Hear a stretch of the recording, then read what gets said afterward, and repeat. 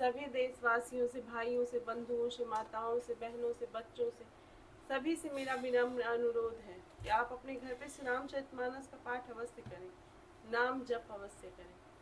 अगर आप नहीं करते हैं तो हम नित्य ही श्री रामचरितमानस पाठ करते हैं, आप उसको श्रवण करके भी इसका लाभ प्राप्त कर सकते हैं। जब आप इसको सुनेंगे, आप इसको करेंगे, तब इसके अद्भुत लाभ प्राप्त करेंगे और परिचित होंगे कि नहीं इससे क्या क्या लाभ है। और इस समय जो देश काल का वातावरण चल रहा है उसमें ये बहुत ही ज़रूरी है कि हमारे बच्चे संस्कारी और अनुशासनात्मक हों, जिससे उनका भविष्य उज्जवल हो। तो इसलिए आप सभी से विनम्र निवेदन है कि आप स्वयं भी पढ़ें और बच्चों को भी, खासकर बच्चों को प्रेरित करें, क्योंकि वो हमारे आगे आने वाली पीढ़ी है। उसको संस्कार देना, उसको सुशिक्षित करना हमारा ही कर्तव्य और धर्म है।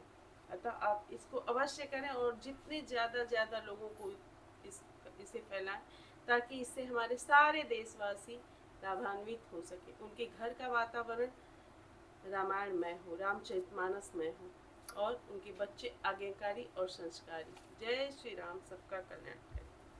नमामि च निर्मलरूपं व्यापकं ब्रह्मवेदस्वरूपं निजं निर्गुणं निर्विकल्पं निरीहं चिदाकाशमाकाशवासं भजेऽहं निराकारमूलं तुरीयं गिराज्ञानगोतीतमीशं गिरिकरालं महाकालकालं कृपालं गुणागार संसारपारं नतोऽहं तुषाराद्रिशङ्कासगौरं गम्भीरं मनोभूतकोटि प्रभाश्री शरीरं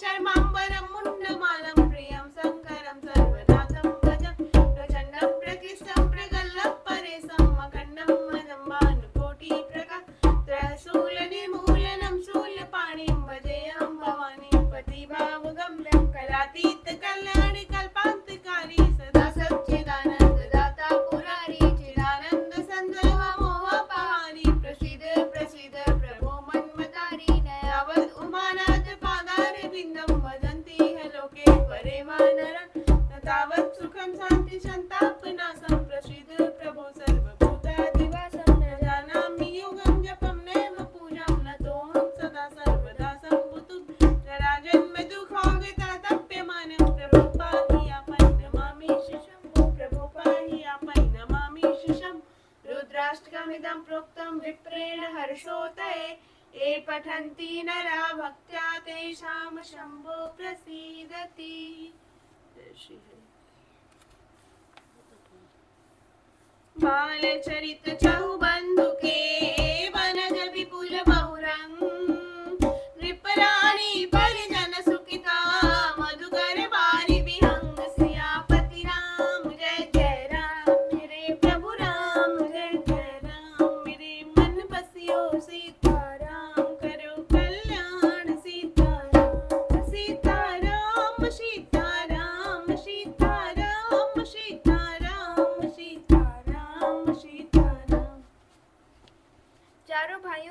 चारों भाइयों के जो बाल चरित्र हैं वही इसमें खिले हुए रंग बिरंगे बहुत से कमल हैं। महाराज श्री दशरथ जी तथा उनकी रानी और कुटुंबियों के सत्कर्म पुण्य ही भ्रमर और जल पक्षी हैं। सिय स्वयंवर कथा सुहाई सरित सुहावनी सोच बिछाई नदी नाव पढ़ प्रश्न अनेका केवट कुशल उतर सविवेका सुनि अनुकथन परस्पर होई पथिक समाज सोह सरि सोई घोर धार भृगुनाथ ऋषानी घाट सुभद्र राम बरवानी सानुज राम विवाह उछाहु सो सब मग सुखद सब काहू कहद सुनद हर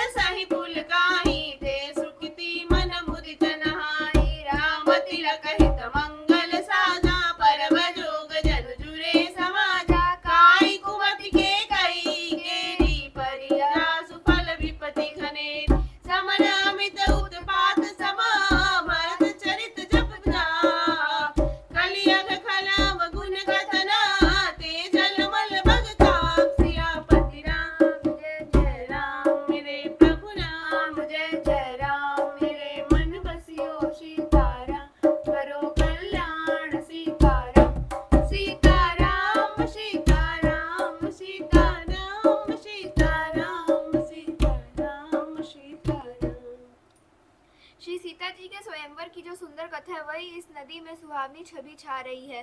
अनेकों सुंदर विचारपूर्ण प्रश्न ही उस नदी की नावें हैं और अनेकों उनके विवेक युक्त उत्तर ही चतुर केवट है। इस कथा को सुनकर पीछे जो आपस में चर्चा होती है वही इस नदी के सहारे सहारे चलने वाले यात्रियों का समाज शोभा पा रहा है। परशुराम जी का क्रोध इस नदी की भयानक धारा है और श्री रामचंद्र जी के श्रेष्ठ वचन ही सुंदर बंधे हुए घाट हैं।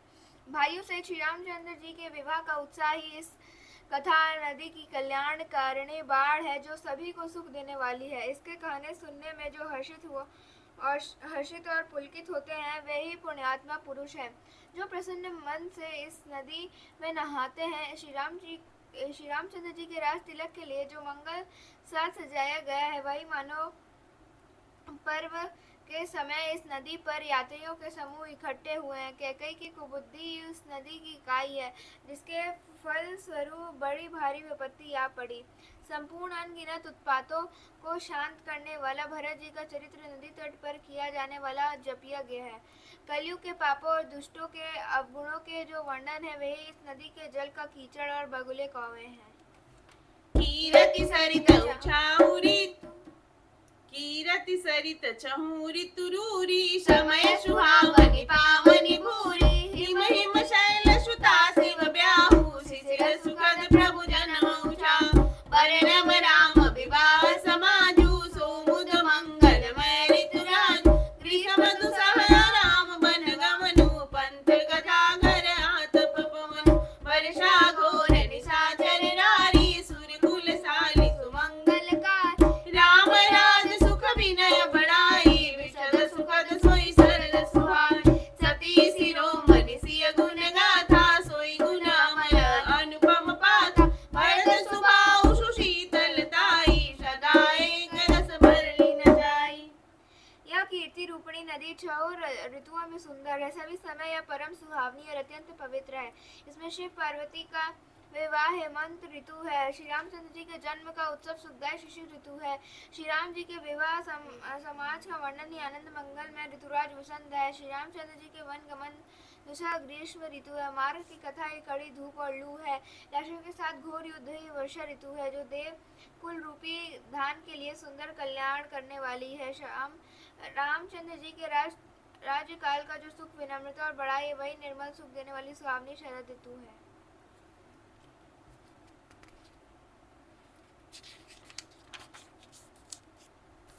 अवलोकन बोलन मिलनी प्रीति परस्पर हार भायप बल छहु बंधु की जल माधुरी सुभाषिया पति राम जय जय राम मेरे प्रभु राम जय जय राम मेरे मन बसियो सीताराम करो कल्याण सीताराम सीताराम सीताराम सीताराम सीताराम सीताराम सीताराम।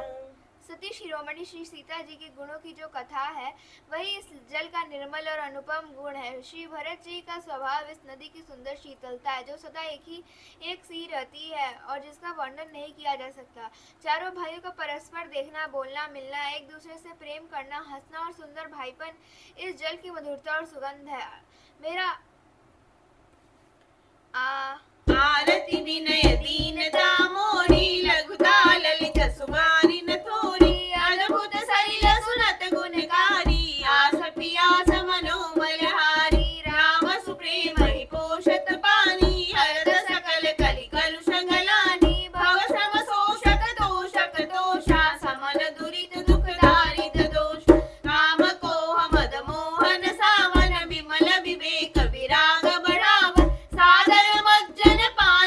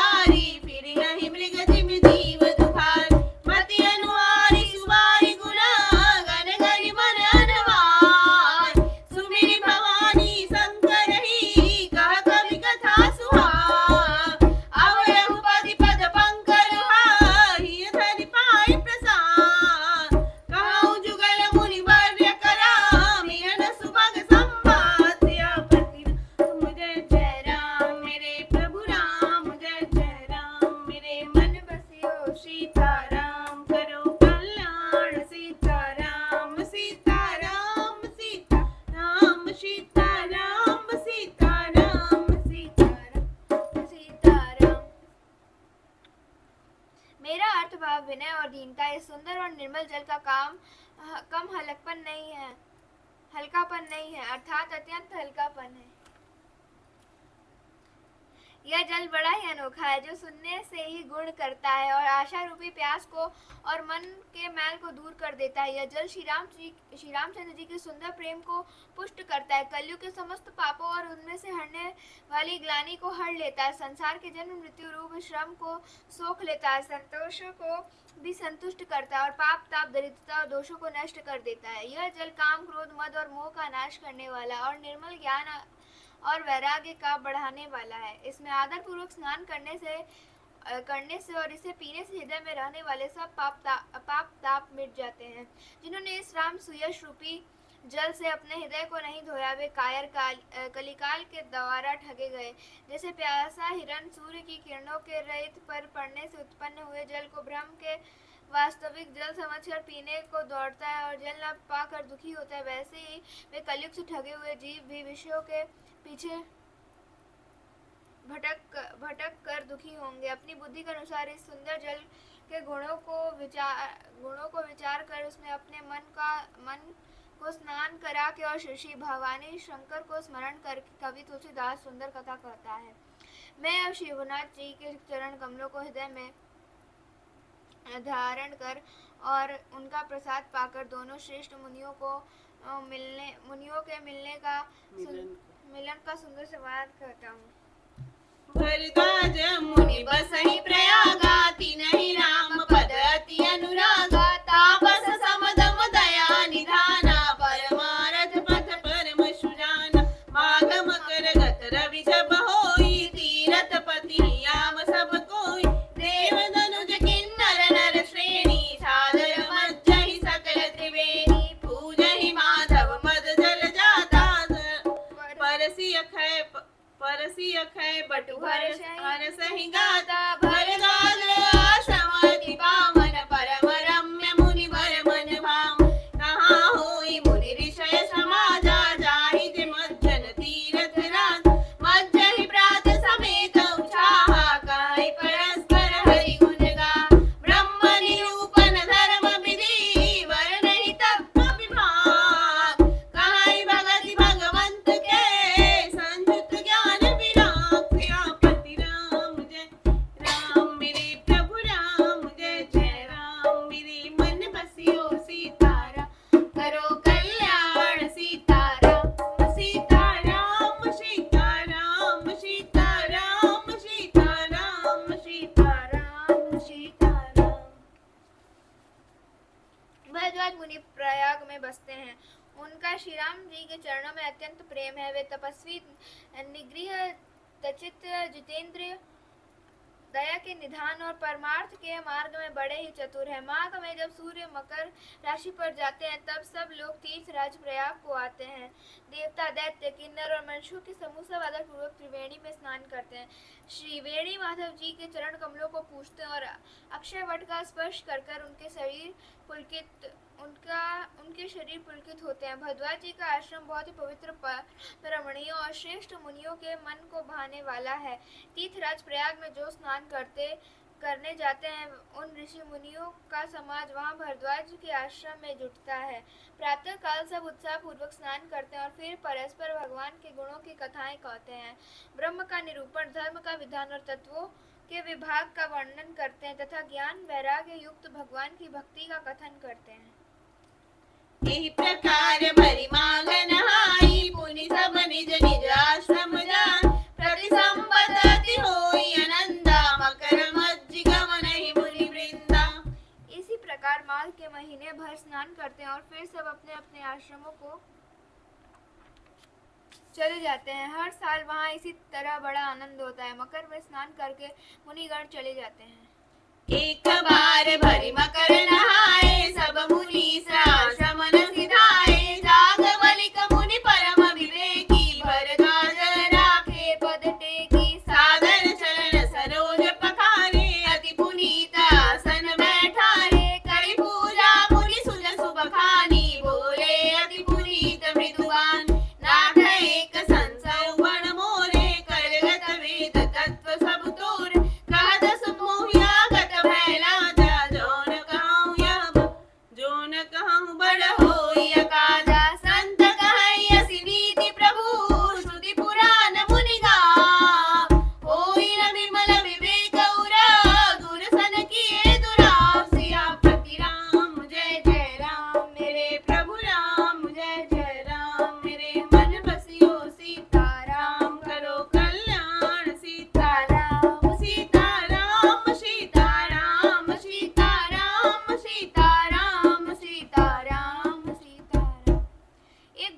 मकर भर स्नान करके सब मुनीश्वर अपने अपने आश्रम को लौट गए।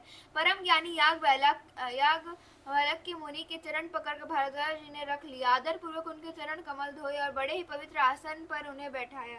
पूजा करके मुनि याज्ञवल्क्य जी के सुयश का वर्णन किया और फिर अत्यंत पवित्र और कोमल वाणी से बोला, हे नाथ, मेरे मन में एक बड़ा संदेह है। वेदों का तत्व सब आपकी मुट्ठी में है, अर्थात आप ही वेद का तत्व जानने वाले होने के कारण मेरा संदेह निवारण कर सकते हैं। पर उस संदेह को कहते मुझे भय और लाज आती है। भय इसलिए कि कहीं आप न समझे कि मेरी परीक्षा ले रहे हैं, लाज इसलिए कि इतनी आयु बीत गई अब तक ज्ञान ना हुआ, और यदि नहीं कहता तो बड़ी हानि होती क्योंकि अज्ञानी बना रहता हूँ।